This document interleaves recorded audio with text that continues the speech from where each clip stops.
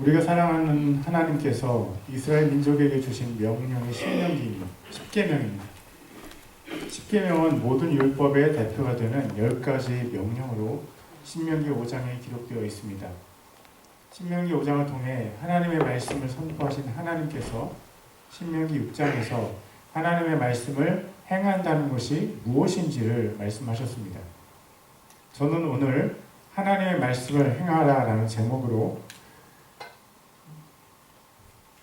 여러분들과 함께 신명기 6장의 말씀을 공부해 보겠습니다. 하나님의 말씀을 행하라고 하시면서 하나님은 자신이 어떤 분이신가를 이스라엘 백성들에게 알려주셨습니다. 신명기 6장 4절입니다. 오 이스라엘아 들으라.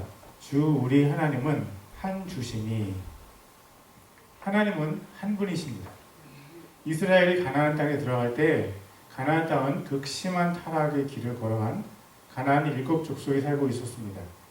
그들이 섬기던 바알과 아세라신 또 그 주변 나라들의 여러 신들은 공통적으로 인신제사를 행했습니다. 하나님께서 가나안 땅의 7 족속을 멸망시키신 이유 중에 중요한 이유 중 하나는 그들이 자기들의 아들들을 제사의 제물로 삼았기 때문입니다. 자기 아들들을 죽여서 제사를 드렸다는 것은 그들의 인성이 이미 파괴되었다는 것을 말합니다. 사람은 하나님의 형상을 따라 창조된 존귀한 존재입니다. 사람을 죽이는 것은 하나님께 대한 공격입니다. 하나님께서 그들을 멸망시키시고 그 땅에 새로운 민족 이스라엘을 심으셨습니다. 그 민족에게 하나님께서 가지신 기대는 거룩하고 사랑하고 번성하고 하나님과 좋은 관계를 가지는 것이었습니다. 그래서 하나님께서 그들에게 주신 것이 10계명이고 신명기 6장에서 그 10계명을 행하라고 말씀하신 것입니다. 그런데 이스라엘이 들어갈 가나안을 비롯한 그 주변 나라들이 가진 신앙은 모두 다신교였습니다. 바알과 아세라, 하늘 여왕 등등 그 주변 나라들뿐만 아니라 그리스 신화나 로마 신화를 보아도 여러 신들의 이름이 등장합니다. 그런데 이스라엘은 독특하게 유일신을 섬겼습니다. 신이 한 분이라는 것입니다. 우리는 한 분 하나님을 섬깁니다. 하나님 한 분 외에 다른 신은 우리의 경배 대상이 아닙니다. 다신 사상을 가진 종교를 가진 사람은 원래 여러 가지 신을 섬기기 때문에 또 다른 새로운 신을 섬기는 것이 그리 어렵지 않습니다. 그러나 유일신을 믿는 기독교인들은 다른 신 섬기기를 거부합니다. 로마 시대에 기독교인들이 핍박을 받은 이유 중에 하나는 기독교인들이 황제 숭배를 거부했기 때문입니다. 로마는 황제를 신으로 추앙했는데 기독교인들은 로마의 황제를 신으로 숭배하기를 거부했습니다. 느부갓네살 왕이 세운 신상에 절하기를 거부한 사드락, 메삭, 아벳느고처럼 로마에 살다가 하나님을 믿은 사람들은 로마 황제를 신으로 인정하지 않고 하나님만 예배하기 때문에 그것을 위해서 사자들의 먹이가 되기도 했습니다. 우리가 믿는 하나님은 여러 신 중에 하나가 아니라 유일하신 하나님이십니다. 하나님 외에 다른 신은 없다는 것이 성경의 가르침입니다. 성도 여러분, 우리가 믿는 하나님이 유일하신 하나님이심을 기억하십시오. 북한에서 예수님을 믿다가 발견된 사람들이 사형에 처해지는 이유는 그들이 김일성, 김정은, 김정일을 신으로 섬기기를 거부하는 유일신을 믿는 기독교도이기 때문입니다. 6.25 전쟁 때 유일신을 믿는 기독교인들은 공산주의의 적이 되었고 수많은 교회가 불탔고 셀 수 없는 성도들이 죽임을 당했습니다.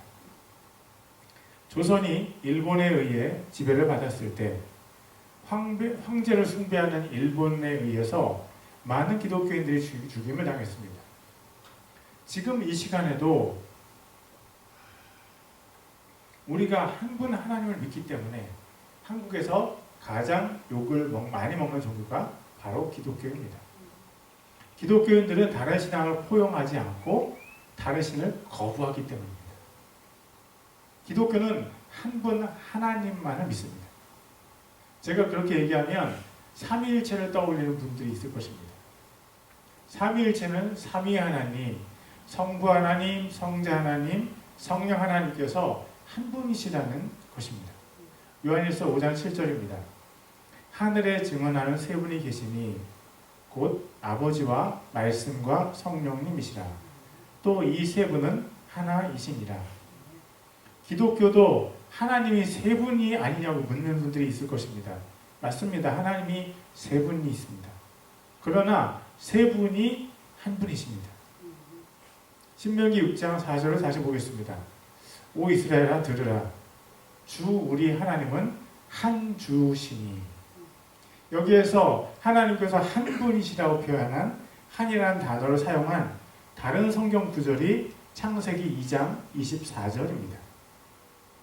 그러므로 남자가 자기 아버지와 어머니를 떠나 자기 아내와 연합하여 그들이 한 육체가 될지니라. 남편과 아내가 만나서 하나가 됩니다. 둘인데 하나입니다. 마찬가지로 하나님이 세 분이신데 한 분이십니다. 이것이 하나님 나라의 신비입니다. 다신교 신앙에서는 여러 신들이 서로 의견이 달라서 서로 싸우고 속입니다. 그러나 유일신을 믿는 기독교 신앙에서는 세 분이 한 분이시기 때문에 세 분 하나님께서 한 뜻, 한 마음, 하나입니다. 하나님께서는 서로 의견이 충돌되거나 서로 미워하시는 경우가 전혀 없습니다. 하나님은 사랑이시기 때문에 세 분의 하나님이 사랑으로 하나이십니다. 하나님은 빛이시기 때문에 세 분 하나님께서 빛으로 충만하시고 어두움이 전혀 없으십니다. 하나님은 진리이시기 때문에 세 분 하나님께서 진리로 충만하시고 거짓이 전혀 없으십니다. 우리가 믿는 하나님께서 한 분이시기 때문에 구원도 한 가지 길밖에 없습니다. 사도행전 4장 12절입니다.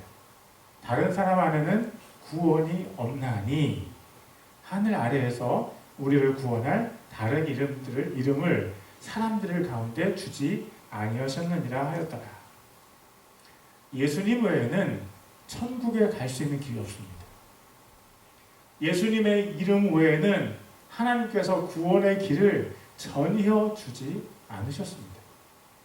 예수 그 이름만이 죄에 빠진 사람이 천국에 갈 수 있는 소망입니다. 예수의 이름, 그 능력의 이름으로만 우리 안에 살고 있는 마귀를 쫓아낼 수 있습니다. 예수님의 이름으로만 우리가 영원한 생명을 얻을 수 있습니다. 예수님의 이름으로만 우리가 하나님의 자녀가 될 수 있습니다. 예수님의 이름만이 영적으로 죽은 우리가 다시 살아날 수 있게 하십니다. 사랑하는 형제자매 여러분, 교회에 와서 다른 모든 것은 다 이해하지 못해도 좋습니다. 그러나 여러분이 집에 돌아갈 때 예수님 한 분만 마음속에 품고 돌아간다면 여러분은 교회에 잘 오신 것입니다. 오직 예수 이름으로만 나라가 좋게 변할 수 있습니다. 영국은 원래 해적의 나라였는데 예수님의 복음이 들어가자 셀 수 없는 사람들이 회개를 하고 나서 신사의 나라로 변했습니다. 미국 땅은 미국의 인디언들이 각종 우상을 섬기던 땅이었는데 청교도가 이주해 오면서 세계의 모든 사람들이 부러워하는 땅이 되었습니다. 한국도 불교와 유교가 깊이 배어 있었던 배타적이고 미신을 숭배하는 나라였는데 예수님의 이름이 전파되고 나서 세계적으로 신임을 얻는 나라가 되었습니다. 그것들은 모두 예수님 한 분으로만 구원을 얻는다는 믿음이 이루어낸 기적입니다. 저는 일본도 예수님의 이름으로 새롭게 되어지기를 바랍니다. 저는 태국도 사우디아라비아도 예수님의 이름으로 자유케 되어지기를 바랍니다. 저는 영국과 프랑스에도 다시 한번 예수님으로 인한 신앙적인 부흥이 일어나기를 소망합니다. 예수님의 이름이 전파된 곳마다 생명과 희망이 싹트고 예수님의 이름이 선포되는 곳에서 더러운 영들이 쫓겨가고 거룩한 성령님께서 새 역사를 일으키십니다. 오직 예수님 한 분만이 이뤄낼 수 있는 일들입니다. 우리에게는 한 하나님이 계십니다. 그래서 구원의 길도 예수님 한 분뿐이고 천국도 하나뿐이며 그 모든 것을 기록한 성경도 한 권뿐입니다. 유대교는 성경 위에 탈무드가 있고 몰몬교는 성경 위에 몰몬경이 있고 오늘날 많은 교회는 성경 위에 신학이 있습니다. 물론 건강한 신학도 존재합니다. 그러나 건강하지 않은 신학, 예수님의 죽으심과 부활과 다시 오심을 믿지 않는 신학자들이 만들어낸 신학도 있습니다. 그러나 하나님께서 우리에게 주신 하나님의 말씀은 오직 성경뿐입니다. 여러분, 세상은 너무나 빠르게 변하고 있고 우리가 성경을 소지하는 것만으로도 죄인이 될 수 있는 시대가 가까이 빠르게 오고 있습니다. 하나님께서 한 분이시라는 것을 가르쳐주는 성경을 우리에게 자유가 있을 때 읽고 또 읽고 암송할 수 있는 분들은 암송을 하십시오. 꼭 기억하십시오. 하나님은 한 분 외에는 없습니다. 유일하신 하나님께서 오늘의 본문에서 우리에게 말씀을 행하라는 명령을 주셨습니다. 신명기 1장과 2절입니다. 이제 주 너희 하나님께서 너희에게 가르치라고 명령하신 명령과 법규와 법도가 이러하니 이것은 너희가 가서 소유할 땅에서 너희가 그것들을 행하게 하려 함이요 또 내가 평생토록 주 내 하나님을 두려워하며 내가 너와 네 아들과 네 손자에게 명령하는 그분의 모든 법규와 명령을 지키게 하려 함이니라. 신명기 6장 2절 하반절에서 하나님께서 우리에게 왜 하나님의 말씀을 우리가 행해야 하는지 그 첫째 이유를 말씀하셨습니다. 그리하면 내 날들이 길게 되리라. 내 날들이 길게 되리라는 것은 두 가지로 해석할 수 있습니다. 하나는 사람이 장수를 한다는 것이고 또 하나는 이스라엘의 역사가 길게 될 것이라는 것입니다. 저는 이 두 가지 축복 모두가 이스라엘이 하나님의 말씀을 지켰을 때 이스라엘이 누릴 수 있는 것들이라고 믿습니다. 먼저 하나님의 말씀대로 살면 사람은 장수합니다. 사람이 하나님의 말씀대로 살면 술과 담배 또 마약을 멀리하게 되고 건강한 생활 습관을 가지게 되고 정신도 맑아지고 영은 더 맑아지고 얼굴이 더 예뻐지고 더 멋있어집니다. 어떤 사람이 하나님의 말씀대로 살면 그 사람은 분명히 그 사람이 하나님의 말씀대로 살지 않을 때보다 장수합니다. 또 어떤 나라가 하나님의 말씀대로 살면 그 나라는 역사가 길게 됩니다. 이스라엘은 하나님의 말씀을 행하지 않았기 때문에 2번씩이나 멸망을 당했습니다. 한국은 지금 세계적으로 유명한 나라가 되었는데 한 가지 큰 문제는 출산율이 세계 최하위 수준이라는 사실이고 더 큰 문제는 사람들이 자녀를 많이 낳을 생각조차도 없다는 것입니다. 창세기 1장 28절입니다. 하나님께서 그들에게 복을 주시며 그들에게 이르시되 다산하고 번성하여 땅을 채우라. 만약 한국이 다산하고 번성하라는 하나님의 말씀에 순종한다면 한국이라는 나라가 더 오래 존재하게 될 것입니다. 하나님께 순종하는 개인은 장수하고 하나님의 말씀을 행하는 나라는 역사가 더 길어집니다. 말씀을 행하는 민족이 경험하게 될 두 번째 축복은 부유해지고 강해지는 것입니다. 신명기 6장 3절입니다. 그러므로 오 이스라엘아 듣고 그것을 지켜 행하라. 그리하면 내가 잘되고 내 조상들의 주 하나님께서 내게 약속하신 것 같이 젖과 꿀이 흐르는 땅에서 너희가 강하게 물어나리라. 저는 우리 교회에 다녔던 모든 분들이 하나님의 말씀대로 행하면서 인생이 잘 되는 것을 경험하기를 바랍니다. 젖과 꿀이 흐른다는 말은요, 비가 잘 와서 농사가 잘 되고 가축도 자란다는 말입니다. 가축들이 젖이 풍성하기 위해서는 식물이 잘 자라야 하고, 그렇게 되려면 비가 잘 와야만 합니다. 그리고 꿀이 흐르기 위해서는 벌이 잘 자랄 수 있는 환경이 조성되어야 되고, 꽃이 엄청나게 잘 피어야만 합니다. 하나님의 말씀을 지켜서 행하는 나라는 하나님께서 축복하셔서 젖과 꿀이 흐르게 하시고, 자연스러운 결과로 그 땅에 사는 사람들은 부유해지고 인구도 불어나서 강하게 됩니다. 그런데 사람들이 이 말씀을 잘 안 믿습니다. 사람들이 하나님을 잘 안 믿습니다. 교회에 나오는 사람들도 이 말씀을 잘 안 믿습니다. 그러나 이 말씀을 믿고 하나님의 말씀을 행하는 사람은 반드시 축복을 받습니다. 이 말씀을 지식적으로 알기만 하는 사람은 이런 축복을 못 받습니다. 오직 하나님의 말씀을 행하는 사람만 이런 축복을 받습니다.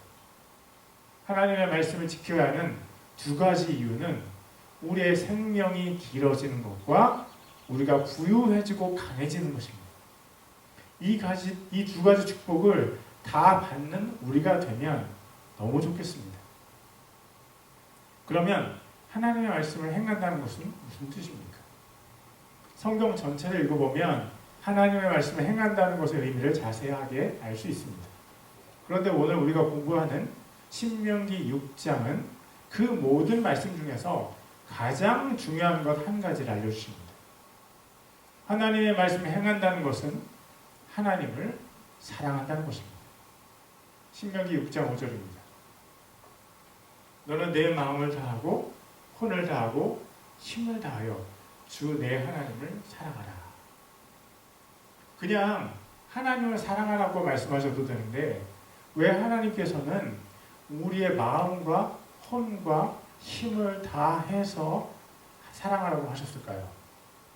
그것은 우리가 우리 자신을 마음과 혼과 힘으로 나누어 볼 수 있기 때문입니다. 마음은 몸 안에 있고 몸의 주인입니다. 몸은 마음이 시키는 대로 합니다. 우리가 마음으로 하나님을 사랑하면 우리의 몸도 하나님을 자동적으로 사랑하게 됩니다. 하나님께서는 우리의 마음을 다해서 우리의 마음 100%를 다 사용해서 하나님을 사랑하라고 말씀하십니다. 두 번째는 힘입니다.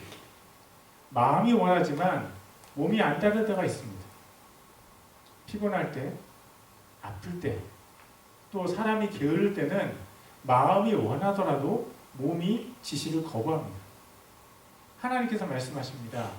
마음이 따르지 않을 때도 남아있는 몸의 100%를 써서 힘을 다 사용해서 하나님을 사랑해라. 하나님께서 우리를 사랑하십니다. 세 번째는 혼이며 혼은 목숨을 뜻합니다. 마음과 몸의 100%를 다 사용해서 하나님을 사랑하더라도 목숨을 바쳐서 사랑하는 것과는 다릅니다. 남성이 몸과 마음의 100%를 바쳐서 한 여성을 사랑하면 그 여성은 분명히 행복할 것입니다.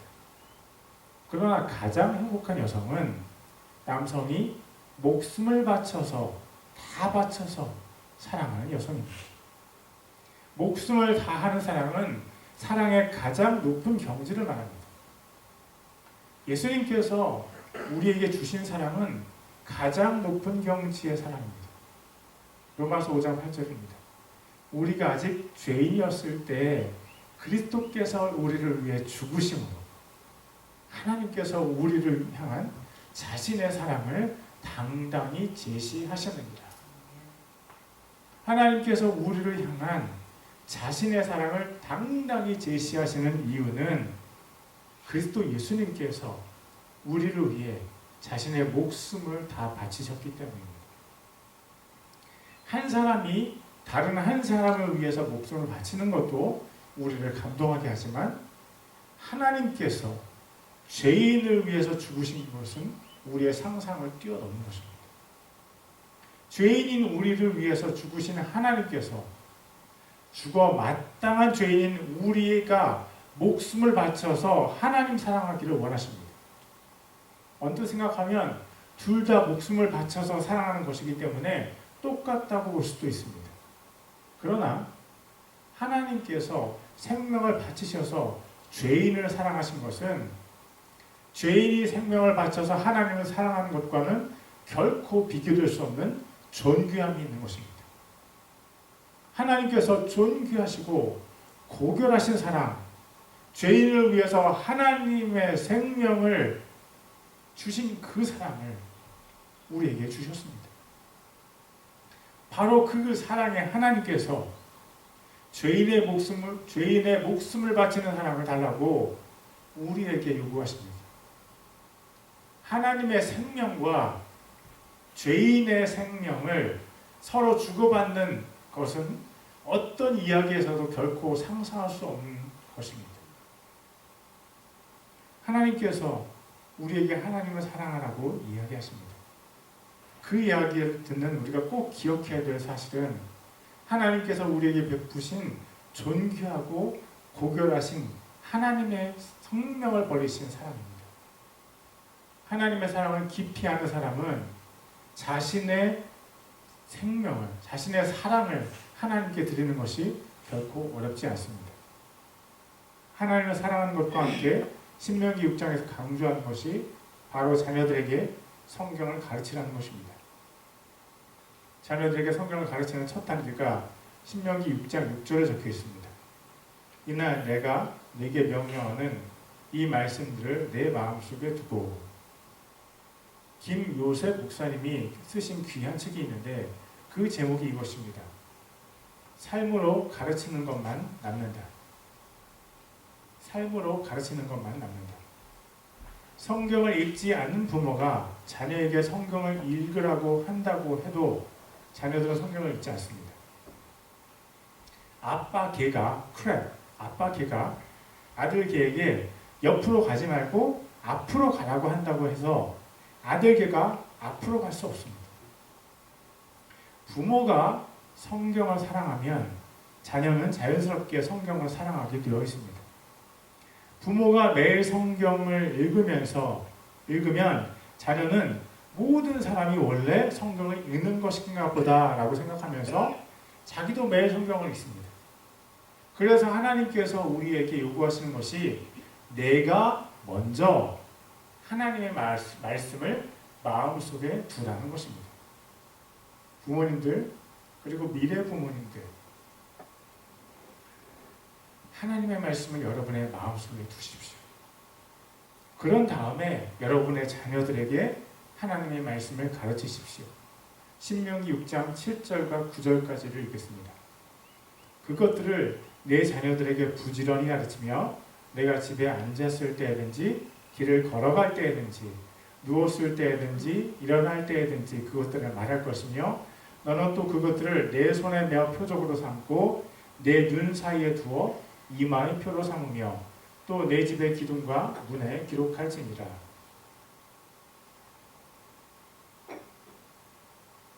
자녀들에게 부지런히 말씀을 가르쳐야 됩니다. 왜냐하면 우리가 생각하는 것보다 자녀들은 훨씬 더 빨리 성장하기 때문입니다. 대부분의 자녀들의 몸은 고등학생이나 대학생 때까지 성장하지만 그들의 인성은 만 8세면 완성기에 접어듭니다. 자녀에게 하나님의 말씀을 가르치라는 것은 그들에게 하나님의 말씀을 지식으로만 알게 하라는 것이 아닙니다. 하나님의 말씀이 자녀들의 가치관이 되고 자녀들의 인격이 되고 하나님의 말씀을 통해서 자녀들이 하나님을 개인적으로 만나는 데까지 부모와 자녀를 인도하라는 것입니다. 그러려면 하나님의 말씀을 자녀의 머리에 새기면서 자녀들이 그 말씀을 그들의 삶 속에서 이루어내기 위해서 도전하게 해야 하는 것이 부모의 의무라는 것입니다. 하나님의 말씀을 통해서 자녀들이 하나님께 나아가게 하는 것이 부모가 마땅히 가져야 할 신앙교육의 목표라는 것입니다. 그런데 너무 실망스러운 것은 많은 목사님들조차 자녀들에게 성경을 가르치지 않고 있다는 것입니다. 너무 많은 목사님들이 세상 사람들처럼 똑같이 자녀에게 좋은 세상 교육을 시키려고 하고 자녀들이 성경을 읽게 하지 않습니다. 그래서 그런 걸까요?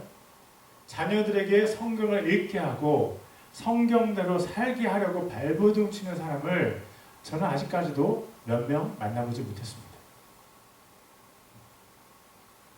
미국의 미래, 또 한국의 미래가 제게는 너무나 어둡게만 보이는데 예수님께는 어떠했을까요? 누가복음 18장 8절입니다. Jesus says, 예수님께서 말씀하십니다. 그럼에도 불구하고 사람의 아들이 올 때에 땅에서 믿음을 찾아보겠느냐 하십니다. 성경을 읽지도 않는 사람들을 보면 제가 너무 답답하고 안타까운데 하나님은 어떠실까요? 저는 오늘도 여러분에게 이렇게 잔소리를 합니다. 성경을 읽으세요. 그리고 자녀들에게 성경을 가르치세요. 이 시대에 하나님께서 찾으시는 부모는 어떤 부모라고 생각하십니까? 자녀들에게 성경을 부지런히 가르치는 부모입니다. 흔히 유대인들이 자녀들에게 성경을 부지런히 가르친다고 생각합니다. 그러나 그렇기도 하고 그렇지 않기도 합니다. 그들이 자녀들에게 성경을 부지런히 가르치지만 그것보다 더 큰 부지런함으로 탈무드를 가르칩니다. 그래서 유대인들은요, 탈무드라는 안경을 쓰고 성경을 봅니다. 유대인들이 부모를 섬겨야 할 돈을 가지고 하나님께 바치고 나서 부모를 섬길 돈을 하나님께 바쳤다고 하면 부모를 공경하는 의무에서 제외된다고 유대 장로들의 전통은 가르쳤습니다. 지금도 그렇게 가르칩니다. 그때 예수님께서 하신 말씀이 마태복음 7장 13절입니다. 너희의 전통, 곧 너희가 전해준 전통으로 하나님의 말씀을 무효가 되게 하며 또 그 같은 일들을 많이 행하느니라 하십니다. 하나님의 말씀 위에 유대 장로들의 전통이 있고 우리는 그것을 탈무드라고 부르고 있습니다. 그러므로 유대인들은 자녀들에게 성경을 잘못 가르치는 것에 열심히 있습니다. 유대인들은 자녀들에게 성경을 잘못 가르치는 것에 열심히 있습니다. 저는 여러분들이 여러분의 자녀들을 하나님의 말씀으로 가르치는 것에 관심이 있습니다. 저는 여러분들에게 큐티, 콰이어 타임을 가르치는데 열심히 없습니다. 저도 큐티를 많이 해왔고 가르쳐도 봤습니다. 큐티를 잘 사용하면 정말 유익이 있고 저도 그런 유익을 경험했습니다. 제가 생각할 때 큐티에 한계가 있는데 너무 적은 분량의 성경을 깊이 묵상한다는 것입니다. 그것은 맛있는 소고기 육포 한 조각을 하루 종일 씹고 있는 것과 같다고 저는 생각합니다. 예수님의 몸이고 영적인 빵인 하나님의 말씀을 자기 분량만큼 충분히 먹어야 되는데 큐티가 그런 기회를 막아버립니다. 큐티를 한 사람은 그날 성경을 더 읽지 않아도 만족해버리는데 그것이 영적인 용사를 나약하게 만드는 큐티의 맹점입니다. 그래서 저는 교회에서 더 이상 큐티를 가르치지 않는 것입니다. 여러분, 큐티도 약간의 유익이 있지만 큐티 대신 성경을 많이 읽으세요. 성경을 많이 읽는 것은 우리의 영이 배부르게 하고 영적인 힘이 생깁니다. 여러분의 자녀들을 여러분들이 교육을 한다면 큐티도 좋지만 그보다 성경을 많이 읽도록 지도를 해주십시오. 성경을 많이 읽는 것의 또 다른 유익들은 성경 전체를 보는 안목이 생긴다는 것, 자기 자신의 관점으로 성경을 보고 해석하고 고민할 수 있게 된다는 것입니다. 성경은 교회 목사만의 것이 아닙니다. 예배 드릴 때 듣는 설교로 일주일을 살고자 하는 얄팍한 생각이 있는 사람이 있다면 당장 버리십시오. 그런 사람은 평생 예배를 드려도 자신의 신앙을 성장시키기가 너무 어렵습니다. 여러분이 여러분 자신의 성경적인 안목을 가졌을 때 자녀들을 자신감 있게 하나님께 인도할 수 있습니다. 오늘 설교를 마무리하겠습니다. 하나님의 말씀을 행한다는 것은 하나님을 사랑하는 것이고 자녀들에게 성경을 부지런히 가르치는 것입니다.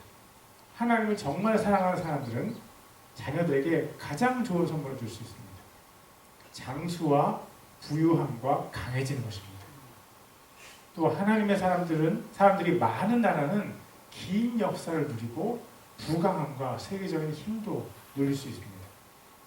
우리가 하나님의 말씀을 행할 때 하나님께서 자자손손 주시는 하나님의 축복을 우리가 누리게 합시다. 우리가 하나님의 말씀을 행할 때 하나님께서는 우리의 사랑을 받으십니다. 하나님의 말씀을 행함으로 하나님께 사랑을 올려드리는 우리 모두가 되어주기를 소망합니다. 기도하시겠습니다.